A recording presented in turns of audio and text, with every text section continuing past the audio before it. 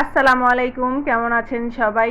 আজকে আমি মাছের ডিম রান্না করব। আর এই মাছের ডিমটা আমরা কিন্তু এক একজন এক এক রকমভাবে খাই। কখনো বা দেখা যায় ভুনা করি, কখনো বা দেখা যায় শুধু ভাজি করে খাই।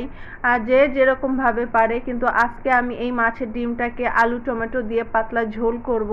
এই জন্য প্রথমে আমি এই যে মাছের ডিমটাকে ভেজে নিয়েছি। আমি কিন্তু প্রথমে আস্ত মাছের ডিমটাকে ভেজেছি, তারপরে এটাকে আমি ছোট ছোট টুকরো করেছি।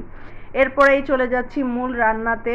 আমি কড়াইতে তেল গরম করে পেঁয়াজটাকে লাল লাল করে ভেজে নিলাম। এবার এর ভিতর দিয়ে দিচ্ছি আদা বাটা, রসুন বাটা, এখন দিয়ে দিলাম লবণ, হলুদ গুঁড়া, এখন দিব আমি জিরা গুঁড়া, তারপরেই দিব মরিচ গুঁড়া।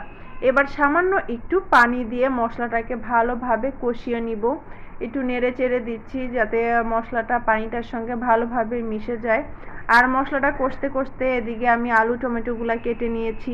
মশলাটা কষে গেছে, এখন এর ভিতর সেই কেটে রাখা আলু টমেটোগুলা দিয়ে দিলাম। একটু সামান্য পানি দিয়ে দিলাম যাতে এই আলু টমেটো মশলার সঙ্গে ভালোভাবে কষে।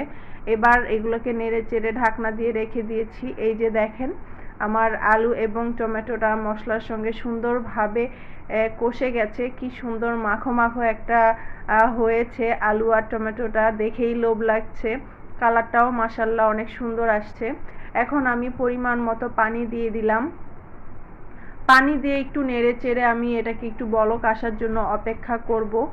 আর এই বলক চলে আসার পরেই কিন্তু আমি এখন এর ভিতর সেই ভেজে রাখা টুকরো করা মাছের ডিমটা দিয়ে দিচ্ছি।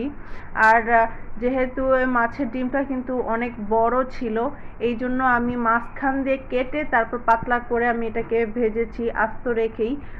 কোনো মানে ভাজার আগে কোনো টুকরা দিইনি বা কোনো মাখামাখি কোনো কিছু করি নাই, আস্ত মাছের ডিমটাকেই ভেজেছি।